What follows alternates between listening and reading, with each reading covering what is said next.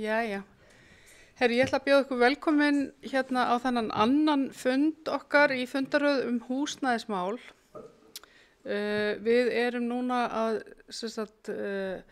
endurvinna endurvinna stefnu í húsnæðismálum sem var eina af fyrstu stefnunum sem Sósíalistaflokkurinn lagði fram og það er orðið alveg tímabært að endurskoða hana þó að hún reyndar sé alveg standi heldur betur fyrir sínu ennþá en við þurfum alltaf að taka stefnunar og skoða þær af og til og við Slempi veljum fólk og félagatali til að vinna slíka vinnu. Þannig að svona kynningafundir eru haldnir fyrir Slembivölduhópana og eru opnir fyrir alla áhugasama til að koma líka.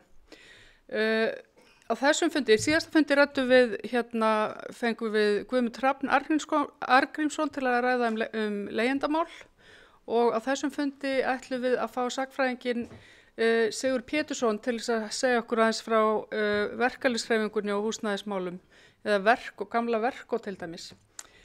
Sanna ætlar að vera fundarstjóri, það er fólk á Zoominu hjá okkur sem Slembivaldir sem fylgjast með Zoom og svo hérna á staðnum.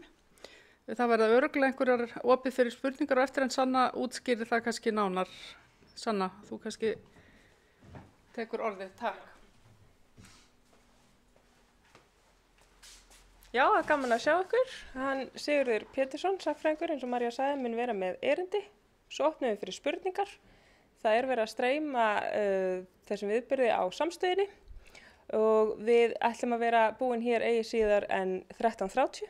Þannig að Sigurður Pétursson hann fer yfir sitt atrið, svo opnum við á spurningar bæði úr sal og ef einhverja eru á Zoominu og við bara hlökkum til að vera með ykkur í dag. Sigurður, gjörðu svo vel.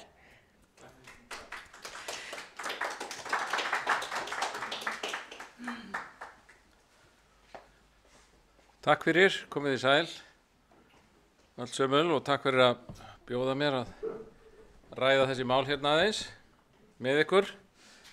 Ég ætla að fara fyrst yfir svona nokkra punkta í sögu verkalýðshreyfingarinnar og húsnæðismála og þar stiklum við nú svona frekar á stóru en vonandi aðalatriðunum og ég sýni ykkur hér punkta jafnóðum upp á hér á skjánum og ef að það er einhverjar vittleysur þar þá látið mér nú endilega vita sem fyrst. Það getur alveg hafa slægst inn einhverjar villur, vonandi þá litlar. En ef við byrjum bara á byrjuninni að þá hafa húsnæðismálin auðvitað verið mjög alla tíð eitt af þeim baráttumálum sem verkalýðshreyfingin hefur rætt, tekið upp og reynt að berjast fyrir, alveg frá byrjun. Það eru nokkrir kaflar í þeirri sögu, má segja, og það er líka annað sem má segja og það er það að verkalýðshreyfingunni hefur í raun aldrei almennilega tekist að koma á því kerfi að almennt launafólk hafi náð að tryggja sér gott húsnæði í gegnum tíðina. Verkalýðshreyfingin hefur samt átt hlut í bæði verkamannabústofunum og fleiri atriðum sem að hafa auðvitað hjálpað til og tímabilum hefur náðst góður árangur en oft á tíðum þá hefur hann nú tapast aftur. En við skulum kannski skoða aðeins markmiðin. Það er að segja að þörfin hefur alltaf verið fyrir hendi. Þjóðfélagsbreytingarnar á Íslandi frá aldamótunum 1900 voru mjög hraðar og fólk flykktist í bæina og aðalega þá til Reykjavíkur. Og húsnæðisvandi í Reykjavík hefur verið viðvarandi í 120 ár. Það hefur aldrei skapast það ástand að verkafólk eða þeir sem minna hafa milli handana hafi getað gengið að öruggu góðu húsnæði. Fólksfjölgunin hefur alltaf verið meiri heldur en það sem byggt hefur verið og lengst af þá hefur reyndar verið svona frumskógalögmál á húsnæðismarkaði að stórum hluta, þannig að Reykvíkingar hafa þurft að leigja alls konar húsnæði á uppsprengdu verði jafnvel. Nú, eins og við sjáum hérna, þá nú kannski hægt að segja að afleiðingar af þessu, þar að segja að þessum skorti á hentugu húsnæði fyrir launafólk, hefur verið þá að leiguverð hefur oft á tíðum verið mjög hátt og þetta ekkert nýtt, við heyrum þetta enn þann dag í dag, þetta sama umræðan og hún búin að vera sem sagt í 120 ár. Það að segja hátt leiguverð, ófullnægjandi húsnæði, fólk neyðist til þess að leigja alls konar húsnæði sem í raun og veru ekki byggt sem íbúðarhúsnæði. Hér áður fyrr voru þetta kjallarar, þurrkloft, skúrbyggingar hér og þar borgina og enn þann dag í dag koma fréttir af fólki, fjölskyldum sem að neyðast til þess að leigja algjörlega ófullnægjandi og jafnvel heilsuspillandi húsnæði. Þrátt fyrir allt kerfi sem búið að setja upp til þess að reyna að koma í veg fyrir slíkt. Og svo í þriðja lagi það þá öryggisleysi leigjanda og að fólk þurfa að flytja á milli húsa hverju ári vegna þess að leigusalinn getur hvenær sem sagt fólki upp vegna breytinga á eigin högum eða einhverjum öðrum ástæðum ótilgreindum. Nú, baráttumálið og markmiðið hefur þess vegna alltaf verið hjá verkalýðshreyfingunni að sporna gegn þessu og ráðið við þessu að koma á einhverju slíku kerfi sem að myndi tryggja það að það væri byggt, vandað og gott húsnæði og það hefur alltaf verið í fyrirrúmi. Gott, vandað húsnæði. Og líka að það veri gert þannig að það væri hagkvæmt fyrir allt launafólk, eða megin þorra launafólks, getum við sagt. Mismunandi svo áherslur kannski í kringum það. Ef við byrjum þá á kannski stærsta og þekktasta fyrirbærinu sem að verkalýðshreyfingin náði fram, þá voru það verkamannabústaðirnir.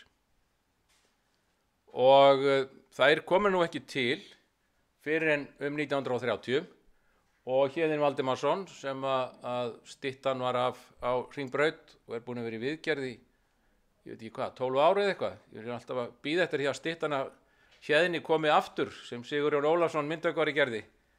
Og hún komi aftur þarna við leikvöllin á Hringbrautinni, þar sem hún á sannarlega heima.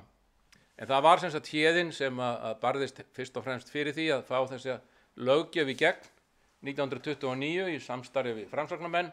Þetta var eitt af aðalskilyrðum þess að Alþýðuflokkurinn studdi minnihlutastjórn Framsóknarflokksins 1927-31.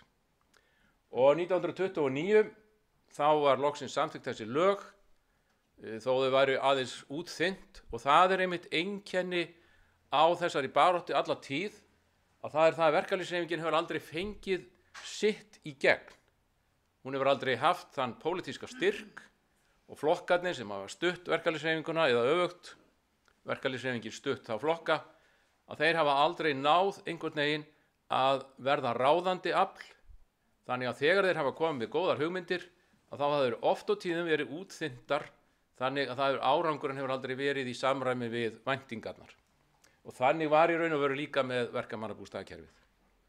En það var farið á stað nokkuð glæsilega 1930 og 1932, svo sem frægt var flutt inn í fyrstu íbúðirnar við Hringbraut, Hofsvallagötu og Ásvallagötu og sá hringur og þær íbúðir sem voru byggðar voru svona stolt verkalýðshreyfingarinnar og auðvitað merki verkamannabústaðana lengi vel. Þarna var farið akkurat eftir þessu markmiðum, það var byggt gott húsnæði, vandað húsnæði en á góðum kjörum. Hagkvæmni var nýtt í þessari stóru húsaröð, það var sameiginleg kynding og fleira sem var gott fyrir reksturinn og viðhald og annað. En hins vegar voru gæðin mikil og sumum fannst þetta nú algjört bröðul að vera bæði með heitt og kalt vatn rennandi. Ég tala nú ekki að vera með klósettin í hverju íbúð og meira að segja bað.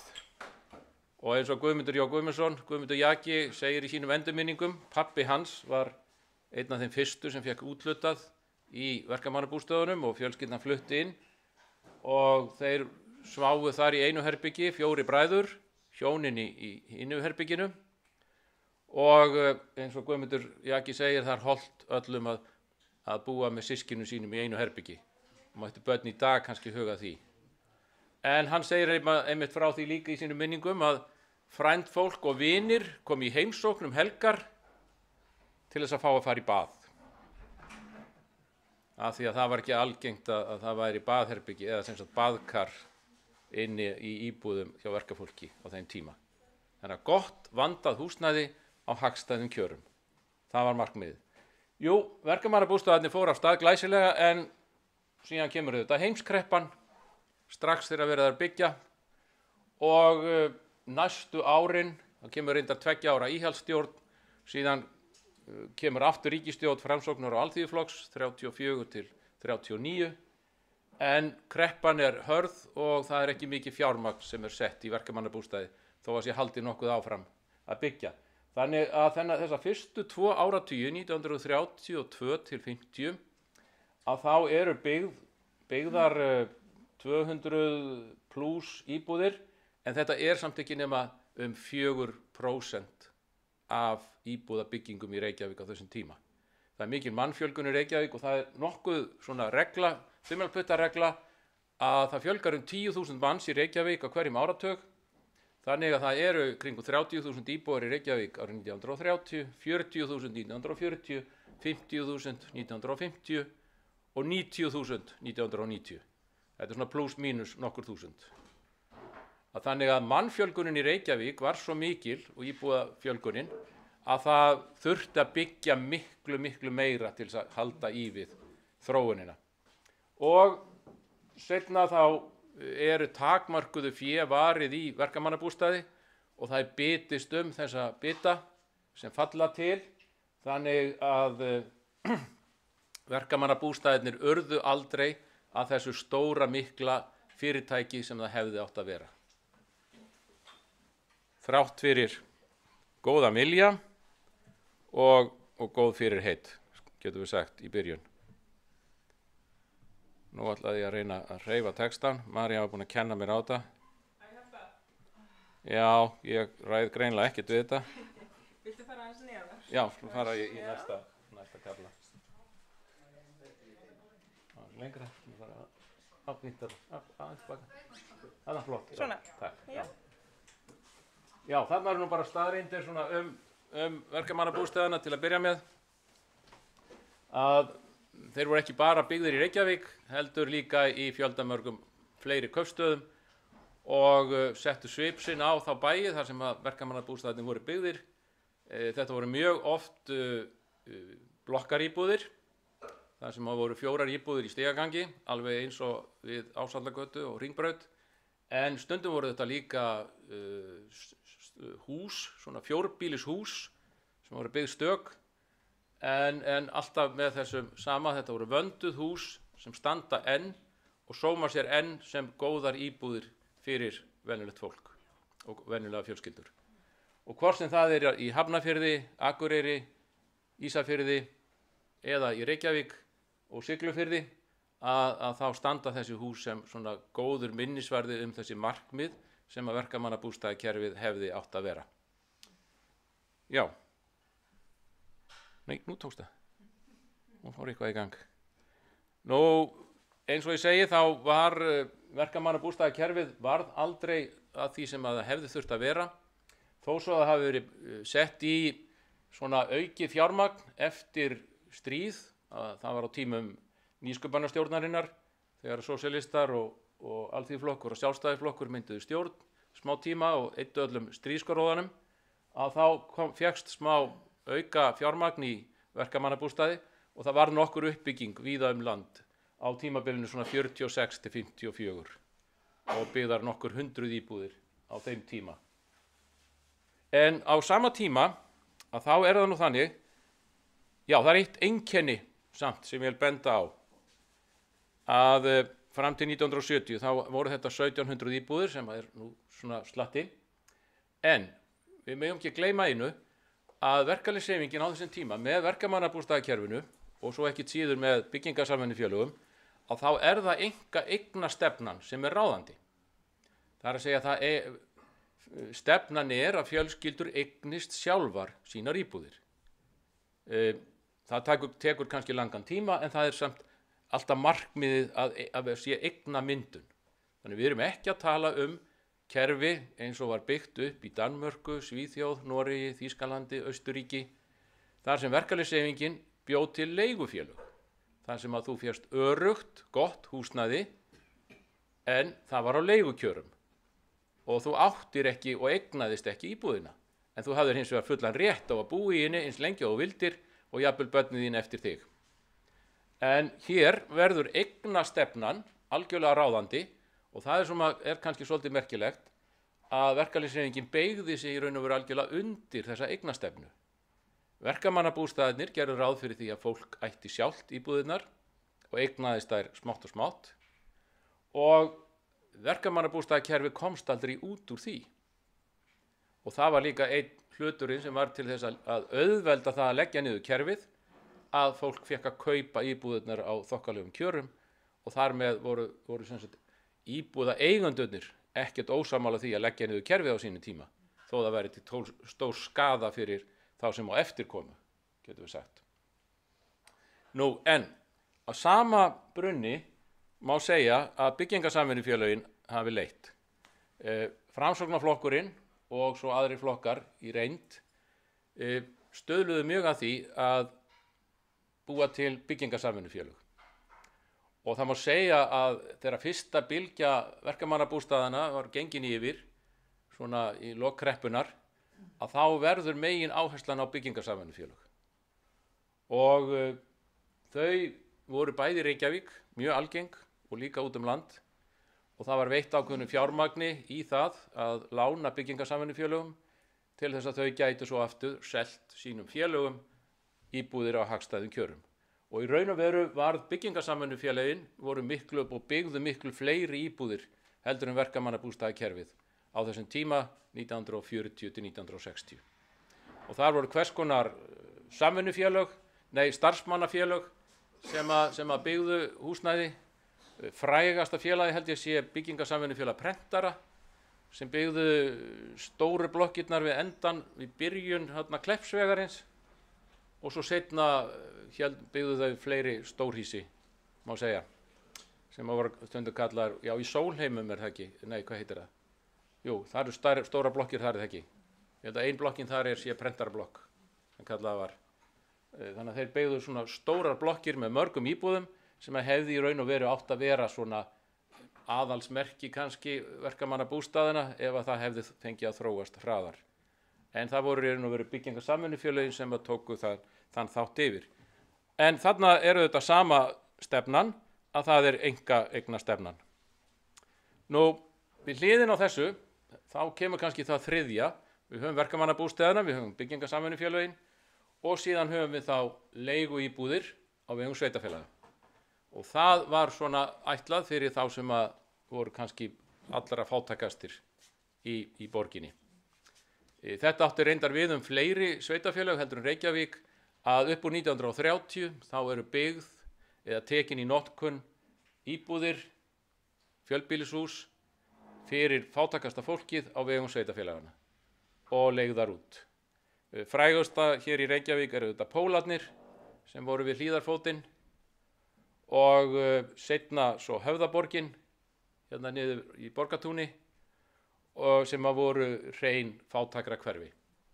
Við því það má segja að borgin sem var auðvitað alltaf stjórnað af sjálfstæðismönnum hér að þeir vildu nú frekar setja lítið fjármagn í þessa hluti. Það áttu nú bara allir að eignast sjálfur og svo áttu bara að vera leigumarkaður, það óbreytt stefna í 100 ár hjá þeim. Þá gerist einn hlutur sem að eiginlega raun og veru bjargar svolítið húsnæðismálunum í Reykjavík fyrir fátækasta fólkið og það eru allir braggarnir. Þegar að herinn fer 1945 að þá flytur fólk inn í braggana. Það meira sé að gerist fyrr áður en herinn alveg farinn, eða herinn fer að minnka umsvif sín að þá fer fólk strax að flytja inn í braggana. Og frá þessu segir bæði í sögu Reykjavíkur eftir Eggert Þór Bernharðsson og svo líka í bókinni hans Undir Bárujárns bragga, nei, hvað heitir það? Undir Bárujárns boga, já, auðvitað. Mjög flottar bækur sem hann skrifaði um þetta.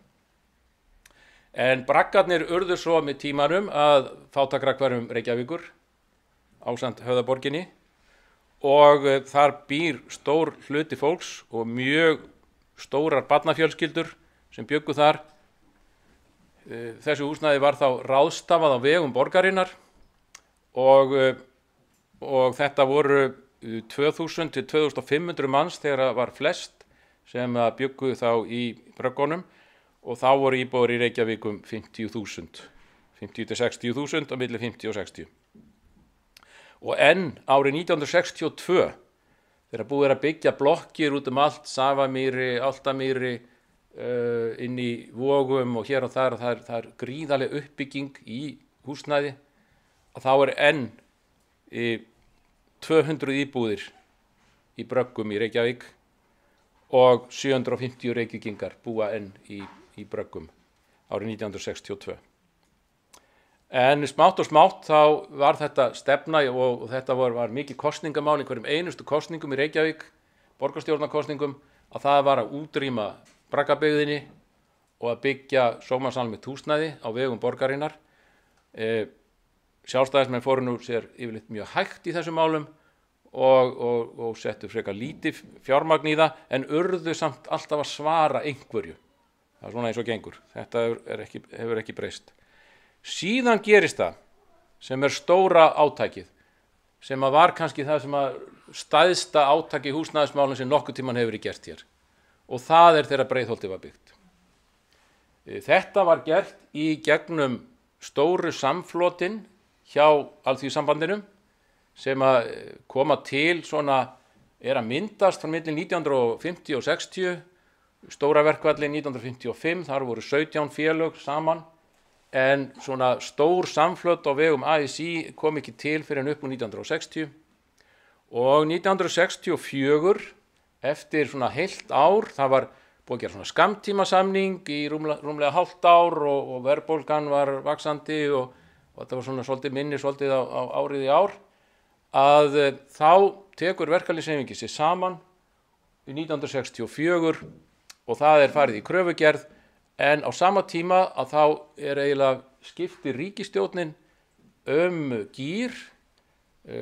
Bjarni Benediktsson tekinn þarna við sem forsætisráðherra í Viðreisnarstjórninni og hann sem hafði verið mjög harðskeyttur gagnvart verkalýðshreyfingunni fram að því að hann eiginlega breytir kúrs og ákveður að semja við verkalýðshreyfinguna og kallar til og gerir þetta svona eiginlega svolítið á eigin vegum og gegn sínum eigin flokksmönnum að hluta til og sest niður með forystu ASÍ og dagsbrúnar sem þá var, eins og Eðvarð Sigurðsson og Hannibal og Björn Jónsson að norðan og þeir setjast niður og í stað kauphækkana að þá kemur átak í húsnæðismálum.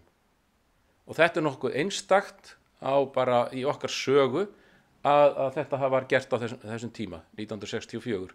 Og svo var þetta endurnýjað 1965 árið eftir, af því þá þótti það hafa tekist vel til að lífskjörin héldust nokkurn veginn, en hins vegar var lofað stór miklu átak í húsnæðismálum, fjármagni var veitt í húsnæðismál.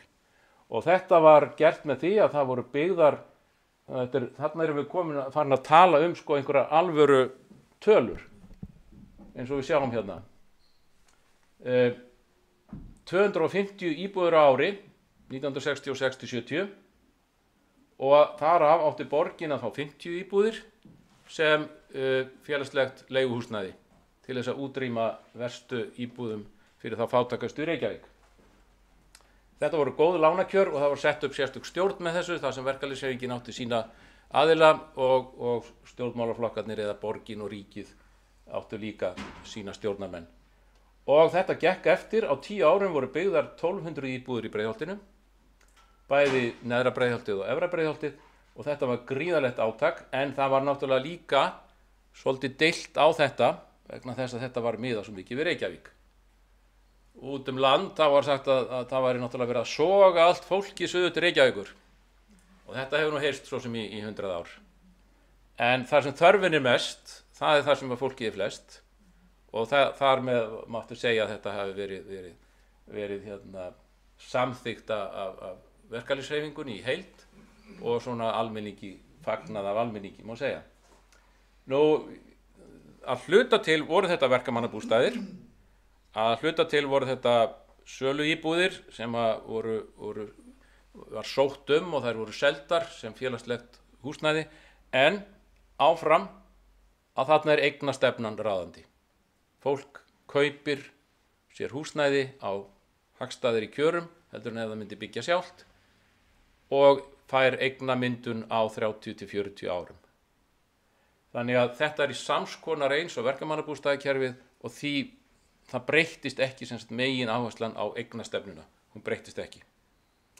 Nú síðan eru hér alls konar staðreyndir hitt og þetta, þarna kemur húsnæðisstofnun, það er húsbréfakerfi, það er hitt og þetta og verkalýðshreyfinginu er smám saman í raun og veru ýtt út úr verkamannabústaðakerfinu og eftir að þetta stóra átak líður undir lok upp úr 1970 að þá er verkalýðshreyfingunni í raun og veru svona ýtt til hliðar í húsnæðismálunum og smátt verður svo stefna eiginlega uppi að hinn frjálsi markaður eigi bara að sjá þetta allt. Ríkið, lánar í gegnum sína húsnæðisstofnun eða hvað hún heitir, íbúðalánasjóð og öll þessi nöfn, að fólk, almenningur getur fengið lán, allir fá lán sem að geta uppfyllt einhver skilyrði og nú heitir þetta greiðslumat er það ekki og eitthvað svoleiðis og þannig eigi allir að eignast sína íbúð en eins og við vitum þá er náttúrulega aldrei þessir allir og hvað þá með hina? Hinir áttu þá bara að vera á leigumarkaðnum og leigumarkaðurinn tók algjörlega yfir, það sé enga leigumarkaðurinn tók bara algjörlega yfir. Og nú stöndum við frammi fyrir því og höfum verið það í 25 ár, kannski í aldarfjórðung, erum við búin að standa í þeim sporum að einkamarkaðurinn á að sjá alla þá sem að ekki eiga sitt eigið húsnæði. Og fátækt fólk er í raun og veru bara fest í fátækra gildru í þessum húsnæðismálum. Nú, þrátt fyrir mótmæli sem voru svo sem ekkert mjög hávær að þá var verkamannabústaðakerfið lagt niður í kringum aldamótin 2000 gert í nokkrum skrefum upp á 1990 þá voru í raun og veru sveitarfélögin látin taka yfir verkamannabústaðakerfið og verkalýðshreyfingunni ýtt út úr öllum stjórnum eftir það tók við tímabil þar sem að sveitarstjórnirnar voru í raun og veru að búa til vinnu fyrir verktaka hvert á sínu svæði.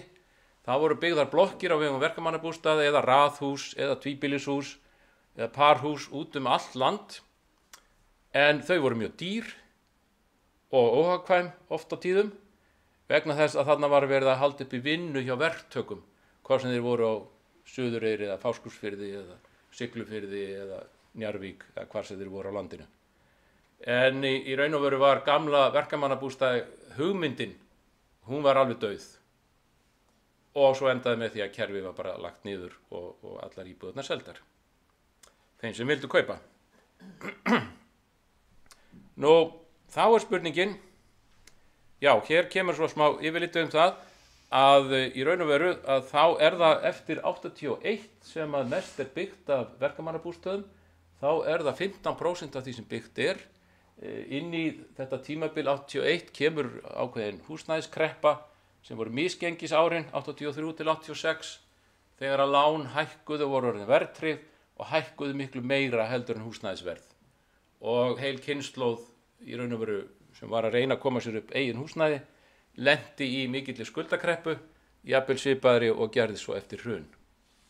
Þannig að þá komu verkamannabústaðirnir svolítið inn og þá var þetta svona fyrir verktakana og sveitarfélögin að byggja og þar með var hlutfall verkamannabústaða hærra en ella. en annars var þetta í kringum 10%, sem sagt 9% áratugina fyrir og eftir og 14% þennan eina áratug, en annars voru hlutföll verkamannabústaða ekki nema 4–5% af því sem byggt var. Nú, svo má segja að önnur úrræði voru nú áfram til. Eftir 1983 var búseti stofnaður, nýtt húsnæðissamvinnufélag og á öðrum grunni. Og þarna kemur í raun og veru, má segja, í fyrsta skipti fram sú hugmynd sem er ráðandi á Norðurlöndunum og víðar, þar sem verkalýðshreyfingin hefur verið sterk, að fólk kaupi sér eða tryggi sér íbúðarétt en leigi, í raun og veru leigi á meðan það vill búa í þessu húsnæði. Það fær gott, öruggt húsnæði á góðum kjörum.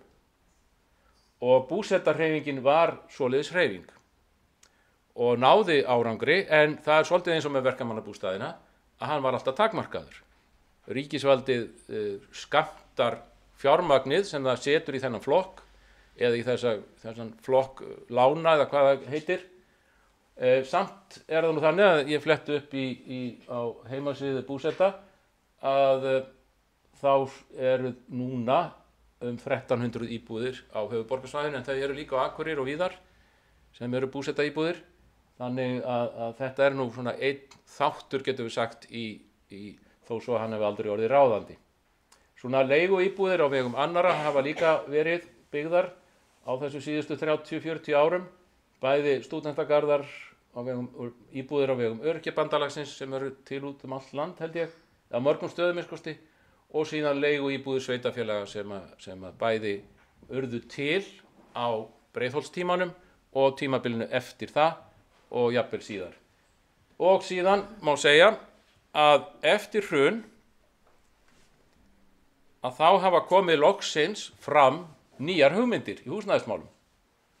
Og aðalbreytingin er kannski sú að nú eru loksins komnar fram hugmyndir sem að byggja ekki á einkaeignarréttinum, heldur á búseturétti eða leigurétti sem að varir í áratugi eða eins lengi og fólk vill, þar sem að fólk getur fengið gott húsnæði og öruggt húsnæði á góðum kjörum. En þarna erum við aftur komin í það sama eins og þegar verkamannabústaðirnir urðu til, að fjármagnið sem sett í þetta er naumt skammtað, og þegar ég fletti núna upp á Bjargi íbúðafélagi á heimasíðunni hjá þeim, að þá gengur þetta rosalega hægt. Það er samkvæmt áætlunum að nú eru komnar 1000 íbúðir í gagnið, eða 900 til 1000 íbúðir í gagnið, en samkvæmt áætlunum þeirra að þá munu sennilega ekki bætast við nema svona 100 á ári, næstu árin, sem er kannski svona 10 sinnum of lítið miðað við þessum þyrfti.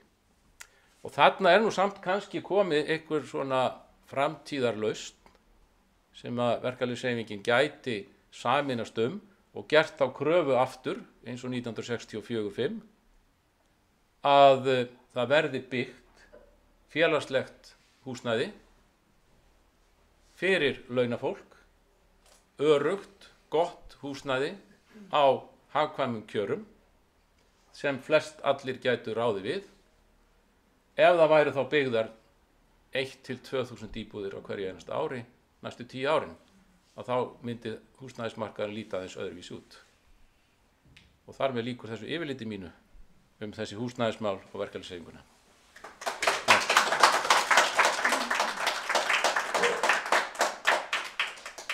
Var í spurning? Já. Og Sanna Kærar ætlar að stjórna spurningunum. Kærar þakkir. Mjög fróðlegt og gott erindi. Herðu, þið megi gefa mér merki ef þið eru með spurningar og þá kem ég hérna með hljóðnemann ef það eru spurningar eða vangaveltur eða athugasemdir eða ef þið viljið segja frá ykkar persónulegri reynslu, allt opið, og þið megi gjarnan kynna ykkur.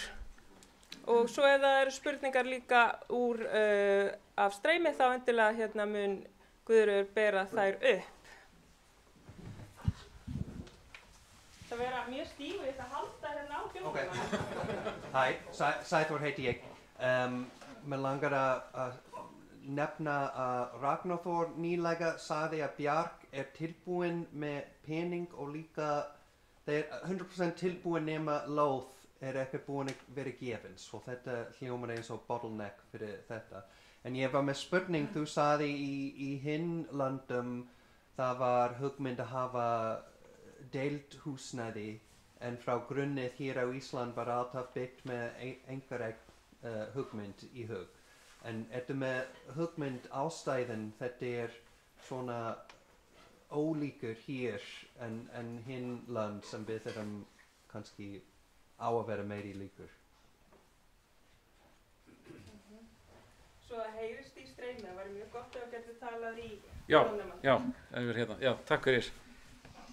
Já, það athyglisvert einmitt. Ragnar og fleiri innan verkalýðshreyfingarinnar hafa auðvitað verið að berjast fyrir því að Bjarg og sem sagt, en eins og alltaf þá lenda þeir auðvitað í samkeppni við verktakana og þá var spurningunum lóðirnar og fleira en ef við ekki að vona að það sé vilji í kerfinu og þarna þurfa þá kannski stjórnmálaflokkarnir eða einhverjir fulltrúar almennings að koma og þrýsta betur á, að láta ekki verktakana ráða kannski öllu á þessum húsnæðismarkaði.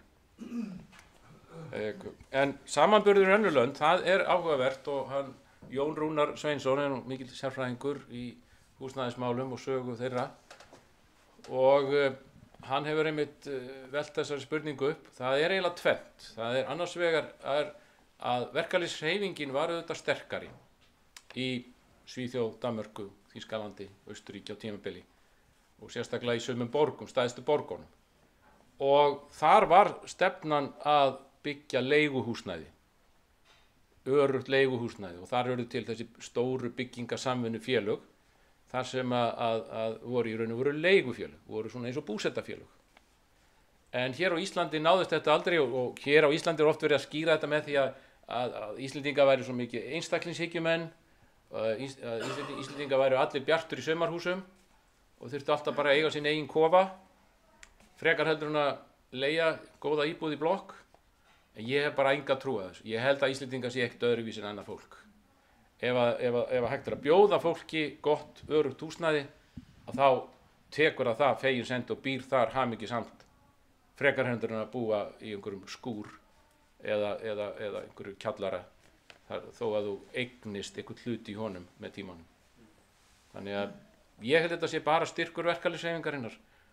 Af hverju verkalýðshreyfingin fór út í eignastefnuna í byrjun? Jú, kannski var það eitthvað að allir vildu eiga eitthvað. Það getur verið. En sú stefna hefur eiginlega ekki leitt okkur neitt, sko. Þannig að það spurning. Ég held að þessi nýja stefna hjá verkalýðshreyfingunni núna, ASÍ og BSRB, að leggja ekki svona mikla áherslu á eignastefnuna. Og ég vona bara að það muni leiða fólk svona til betri árangurs. Takk fyrir. Ég ætla að taka hérna 2 spurningar. Allir vita að lífeyrissjóðir eiga gríðarlegt fjármagn og hverjir sitja í stjórnum lífeyrissjóða? Það ekki verkalýðsfélögin? Get ekki verkalýðsfélögin beitt sér í að lífeyrissjóðirnir fari út í einhverjar byggingar framkvæmdir á íbúðum, til dæmis kaupleigu, þar sem að fólk getur leigt en sé eignast íbúðina hægt og rólega. Skilur við? Og að það séu náttúrulega, lífeyrissjóðirnir séu náttúrulega tryggðir með þessu. Þannig að þetta ekki verkalýðsforystan sem stjórnar lífeyrissjóðunum? Það fá að taka hérna 1 erindi í viðbót, safnaði saman. Sigurður heiti ég Haraldsson. Það eitt sem þú sagðir hérna áðan sem vakti svona athygli mína, það var að stefna Bjarna Benediktssonar hafi breyst þarna 1965. Eitthvað svona, eru sagnfræðingar eitthvað að spá í það af hverju hún breyttist? Og svo annað sem þú sagði líka áðan að hérna eftir núna í síðasta svari að verkalýðshreyfingin hafi ekki verið sterk, þess vegna hafi þessi eignastefna verið ofan á og hún hefði sætt sig við hana. Er þetta ekki dæmi það sko hvernig þarna Bjarni Benediktsson beitir sínum íhaldshugsjónum til þess að sveigja verkalýðsforystuna af braut í raun og veru.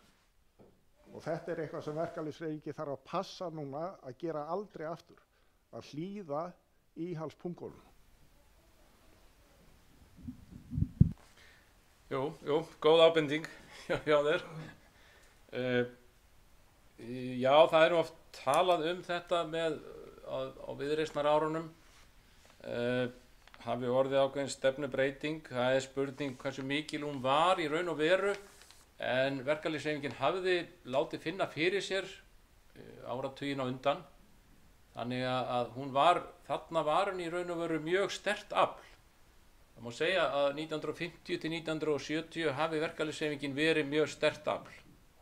Og það var í raun og veru ekkert hægt að stjórna landinu án þess að koma til móts við hana. Það var reynt, íhaldsstjórnin sem var 50 til 55, það var Sjálfstæðisflokkur og Framsókn, að þeir reyndu það, en þeir fengu í hausinn stór verkföll 52 og svo aftur 55 og urðu bara að gefa eftir. Og það er kannski sú reynsla sem verður til þess að menn vilja bara hafa verkalýðshreyfinguna með. Það var með í ráðum, svo breytist allt saman á frjálshyggju árunum með Davíð Oddssyni, að þá er bara hægt að hlusta á verkalýðshreyfinguna og hún einhvern veginn lét það einhvern veginn yfir sig ganga. Og það er kannski hluta til, já, einkaeignarstefnan var mjög rík. Hún er í verkamannabústöðunum, hún var í húsnæðissamvinnuhreyfingunni og sennilega hefur ekkert þurft að selja þá hugmynd. Bjarni Ben þurfti ekkert að selja þeim þá hugmynd að fólk vildi eignast íbúðir til að komast út úr óörygginu. En þá er spurningin sko, það er önnur leið út úr óörygginu sem eru svona búseturéttur eða leiguréttur til framtíðar. Þannig að þetta er auðvitað spurningin. Við vorum 90% vorum við bundin í eigna hugmyndinni, hvort sem það eru verkamannabústaðir eða eitthvað annað. En það er spurning hvort að sú stefna hafi ekki bara leitt í þrot. Gagnvart þá minnstakosti gagnvart þeim sem að minna hafa. Og þeir svo ofurseldir í einhverjum stórum leigufélögum eins og þeir í dag. Miðað við önnur lönd, já, þá má segja að styrkur verkalýðshreyfingarinnar hefur ekki verið eins mikill síðustu 30 árin og þar af leiðandi ekki náð að móta húsnæðismálin eins og hann gerði á tímabili. Ég vona að þetta svari einhverju af þessu sem að spurðir. Hér er verið að byggja á fullu og hljóðin sem að fylgja því. Já. Eða laga húsnæði, þannig að þið bara, ég veit ekki alveg. Já.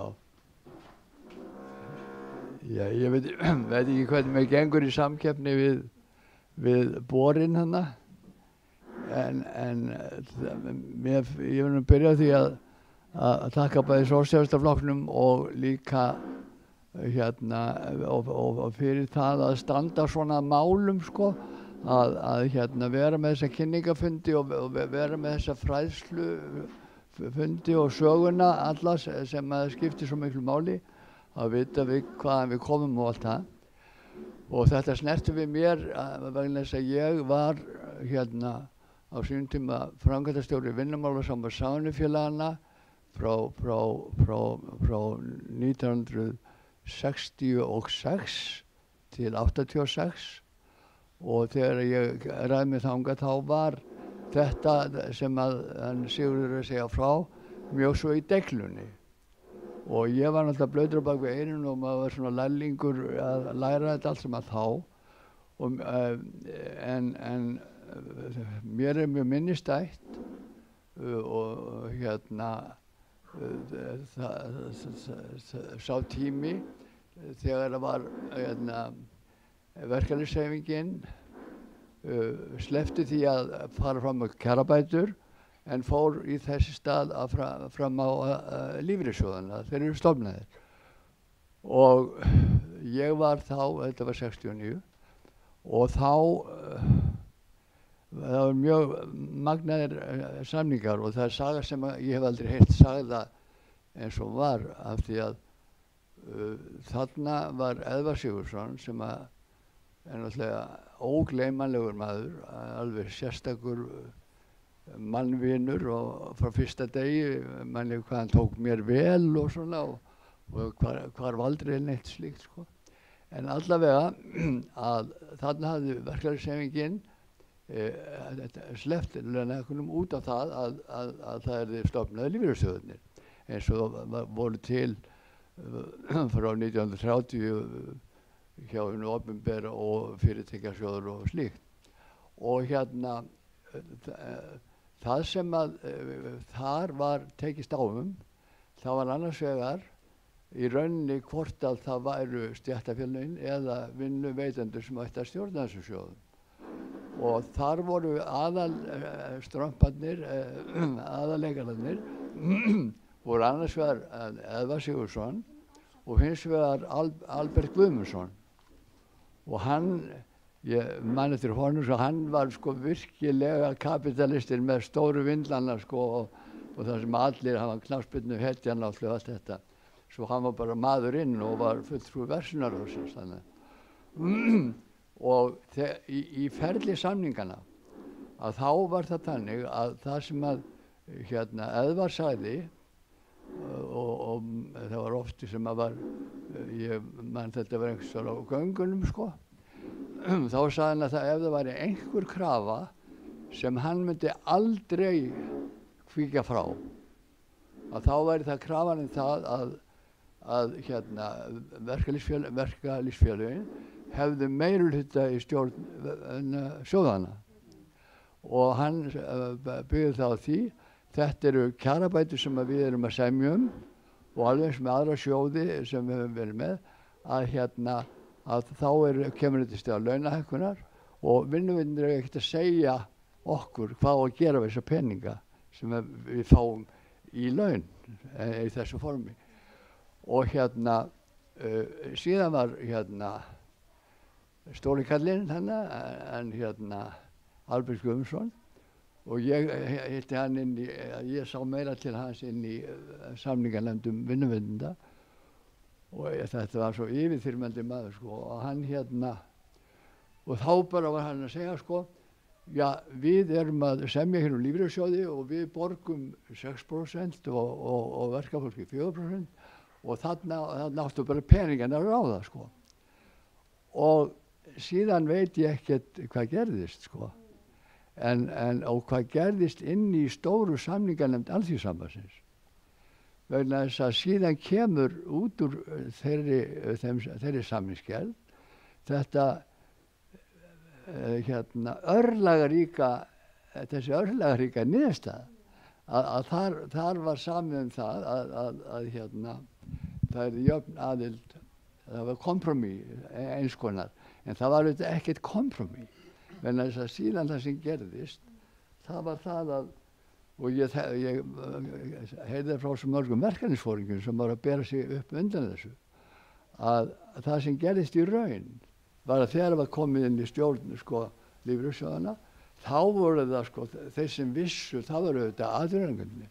Þeir þekktu allt inn á fjármál og bla bla bla bla bla og það var raunverulega gráðlega mikið sko að í ferlinu byrjuðu raunverulega verkalýðsforingjar að missa trú á sjálfum sér sko. En þetta er svona að ná í bíli en ég gat ekki eiginlega, já og það er þetta, ein spurning til Sigurðar. Getur verið á þessum tímum, þá hafi verið sko, í raun og veru allvildu eignast hús yfir höfuði sko, en á þessum tíma, 1960 og þetta, var þá komnar, eins og Norðurlöndum, var þessi hugmynd leigufélög, var hún orðin til almennilega? Já. Við ætlum að taka hérna. Já, sæl fyrirgefðu. Já, ég ætla, þú ert svo stór og ég sitt. Ég ætla að segja að ég heiti Sólveig Anna og ég formar Eflingar. Ég ætla að segja að Varðandi Bjarg, að Bjarg hefur náttúrulega bjargað alveg rosalega mörgum Eflingar meðlimum. Ég er ekki alveg 100% viss, en ég held að af þeim sem eru inni í Bjargs íbúðum séu það 70% eða meira Eflingafélagar. Og auðvitað fyrir suma kannski leigan rífleg, en hún náttúrulega samt ekki í samanburði við það sem gerist á hinum frjálsa markaði. Húsnæðið virðist vera ágætlega gott og fólk er komið í öruggt skjól, þannig að ég þekki nokkrar konur sem hafa komist þarna inn og ég hef enn sem komið ekki heyrt neitt nema bara gott þetta, en biðlistinn er rosalega langur og eins og Sigurður hér að fara yfir, þá er uppbyggingin hjá Bjargi ekki nægileg til þess að anna henni miklu og sívaxandi eftirspurn. Ég held að biðlistinn sé ábyggilega það bil 1000 eitthvað svoleiðis og það bætist náttúrulega bara stöðugt við og allt það aðflutta vinnuafl sem kemur hingað til Reykjavíkur fer náttúrulega meira meina allt inn í Eflingu eða inn í þau félög sem að tilheyra Alþýðusambandinu og eiga þar með rétt á að komast inn í Bjarg, en ég meina með við hvað þetta er ótrúlega stór hópur þá ekki nema bara lítið brot sem kemst þarna inn, þannig að það er augljóst að það þarf eitthvað rosalega mikið að finna lóðir og fjármagn til þess að byggja þetta upp. Svo langar mig aðeins að bregðast við þessu með lífeyrissjóðina. Ég meina, jú, auðvitað er þetta okkar sjóðir, eins og hér hefur verið rakið, þá þetta sjóðir sem að koma til vinnuafli gefur frá sér hækkanir til þess að fá þessa sjóði, en fulltrúar atvinnurekenda eru þarna, nákvæmlega jafn margir og fulltrúar launafólks, þannig að það er náttúrulega augljóst að við ráðum ekki því hvað gert er. Ég og félagar mínir á baráttulistanum, Sæþór og Kolla og aðrir, við settum sem part af okkar hérna svona kosninga stefnu, plattforminu okkar, að til dæmis byrja að breyta aðkomu vinnuaflsins að ákvarðanatökum lífeyrissjóðanna með því að það væri í það minnsta hægt fyrir okkur að knýja á allsherjar atkvæðagreiðslur hjá sjóðsfélögum þegar að veigamikil umdeild eða stór mál væru undir, og við ræddum það í samninganefndinni okkar hjá Eflingu síðasta vetur að fara fram með kröfugerð á lífeyrissjóðina. En eins og allir vita þá náttúrulega voru gerð stórkostleg mistök af öðrum samningsaðilum innan Alþýðusambandsins með því að sitjast niður við samningsborðið og tilkynna fyrst af öllu að þetta eru bara stuttir samningar, og þá náttúrulega var augljóst að það var ekki hægt að sækja á þessi stóru fyrirbæri, ríkið eða lífeyrissjóðina, og það er afstaða okkar í stjórn Eflingar og víðar samninganefndinni að hagsmunum Eflingarfólks, ekki síst hagsmunum Eflingarfólks sem að þjáist á leigumarkaði, hafi náttúrulega bara verið fórnað með mjög svona gassalegum og köldum hætti í síðustu samningsviðræðum, og hvað verður núna næst, þá náttúrulega bara eftir að koma í ljós, en það er náttúrulega augljóst að það ástand sem að nú er til staðar getur einfaldlega ekki haldið áfram að endur framleiðast. Það er löngu hrunið sjálft sig og það er verið að fórna hagsmunum ótal bara fjölskyldna á þessu klikkaða ástandi, og ég meina við auðvitað sem við höfum verið að starfa inn í Eflingu í það minnsta vonum að Alþýðusambandið einhvern veginn því beri gæfu til þess að finna einhverja leið fram á við til þess að við ekki alltaf einhvern veginn að reyna að tryggja að þeir sem að raunverulega hafa það kannski ágætt bara fái meira, heldur að Alþýðusambandið verði notað til þess að knýja á það að þeir sem hafa sannarlega verst, að þau verði sett, þeirra hagsmunir verði settir á oddinn, og það verði þeirra hagsmunir sem verður látnir ráða för.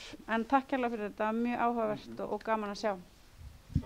Við ætlum að gefa Sigurði orðið, svo eru 2 hérna sem að hafa ekki fengið að spyrja, þannig að Sigurður fær orðið og fær að bregðast við, svo koma 2 spurningar og svo ætlum við að fá okkur kaffi eftir það. Þið megið fá okkur kaffi núna samt, sko, en það var fyrst, ef að þú vilt kannski aðeins bregðast við, Sigurður. Gott að heyra þessa umræðu lífeyrissjóðina sem að nokkur er búin að koma hérna inn á einmitt, að auðvitað er þetta alveg rétt, og þessi umræða hefur legið í láginni meir og minna, að í upphafi var talað að þetta væru sjóðir sem verkalýðshreyfingin átt að ráða. Það er alveg hárrétt. Síðan gerist það að atvinnurekendur fá 2 á móti 2 í hverja stjórn í lífeyrissjóðunum, og eins og Júlíus bendir á, eru kannski meiri sérfræðingar í fjármögnun eða einhverju að telja sig vera það, reynist nú ýmslega, en og ná þannig eiginlega sko svolítið yfirtökum, og lífeyrissjóðirnir fara svo út í að lána fólki, lána almenningi íbúðarlán, eiginlega sambærilegum kjörum og ríkið og svo bankarnir, og síðan að fjárfesta í fyrirtækjum.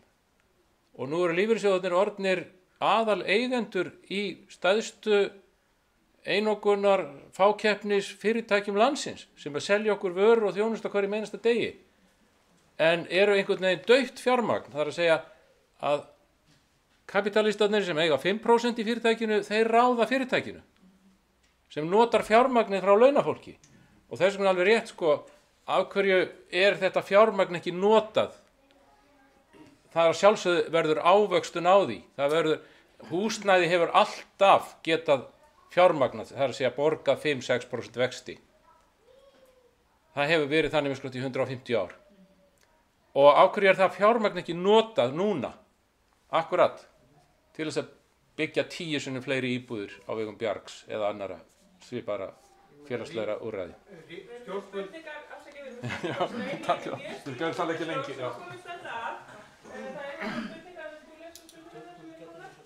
Já, það er eins og af YouTube og það er frá Ágústi Jóhannessyni. Þetta er eiginlega spurning fyrir salin. Það er hversu margir inn í salnum eiga eigið húsnæði og ég veit að þetta er rosalega hægri spurning og hversu margir myndu vilja flytja yfir í félagslegt kerfi. Og síðan er önnur spurning frá húsnæðisnefndinni, sósíalistar eru að endurskoða húsnæðis nefndina. Og það er þarf ekki að taka líka á gamma líkum aðilum og bönkunum.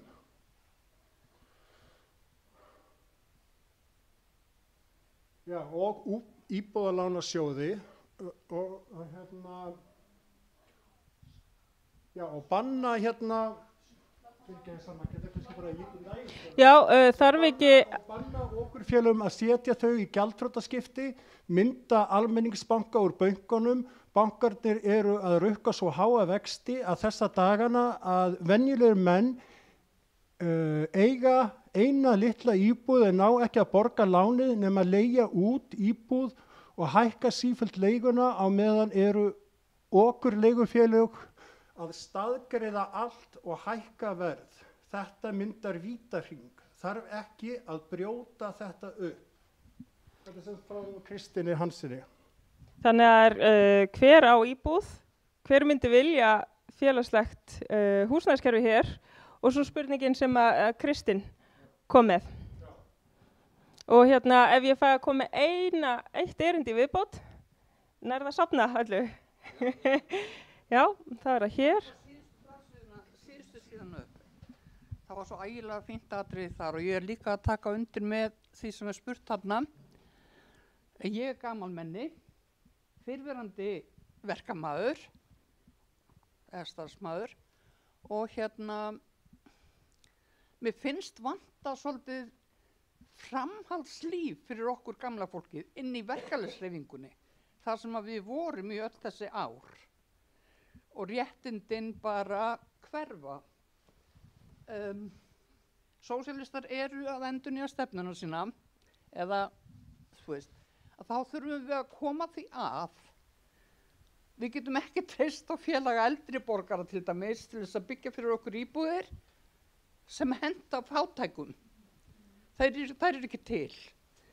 Öryrkjar eru að byggja fyrir sitt fólk en þeir til dæmis bara stoppuðu umsóknir tíma af því það var bara ofsókn í þeirra íbúðir. Hvar lenda eldri borgarar? Það er mín spurning. Hvort að það sé ekki að fá framhaldslífinn í verkalýðshreyfingunni sem við borguðum til. Já, til allavega þangað til við hættum að vinna. Og frá því við byrjuðum 15 ára, 13 ára. Takk fyrir. Já. Ef við getum brugðist við þessu og svo munum við slíta streymi, fá okkur kaffi og tala saman. Já, við erum komin í spurningar sem að Sanna og aðrir fulltrúar sósíalista kannski að svara jafn og ég kannski ekki góður í að svara. Ég á íbúð, svara hún því, eigið húsnæði. Þegar ég var ungur með lítil börn, þá hefði mér þótt gott ef það hefði verið annar möguleiki heldur en að láta allt sitt í það að kaupa litla íbúð.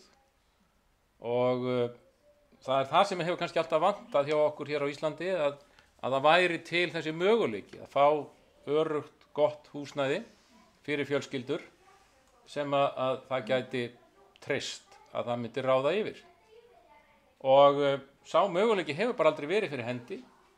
Fólk er út á leigumarkað og reynir að komast af leigumarkaðnum með öllum tiltækum ráðum og þá er bara einn möguleiki og það er það að reyna að komast yfir húsnæði með hjálp vina og vandamanna eða einhver slíku og það er bara ekki allir í sömu stöðu til þess eins og við vitum og hefur aldrei verið. Og hugmyndir hugmyndir að nýta lífeyrissjóðina, ég held að það væri mjög gott.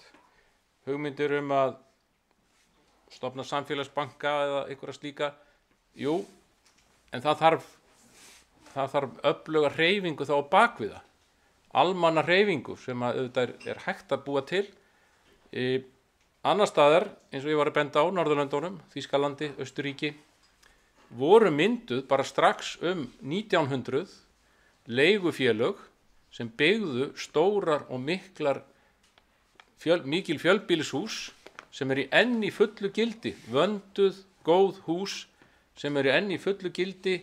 Fjölskyldur hafa búið þarna kynslóð fram af kynslóð í öruggu og góðu húsnæði fyrir mjög sanngjarnt verð og leið og þessi möguleiki verður til að þá mun sljákka í gömmunum vegna þess að það er komin svo mikil samkeppni við leigu íbúðafélögin að það leysist, málin leysast að sjálfu sér ef að þessi félagslegu úrræði verða til, þá leysist og margt annað, þar á meðal okrið og allt hitt. Við ætlum að vera áfram hér næsta hálftíman og við getum ennþá tala saman en ég ætla ekki að labba núna með mikrofónin, við ætlum bara að fá okkur kaffi, kleinur, alls konar, gotterí og þökkum Sigurði kærlega fyrir. Takk fyrir mig.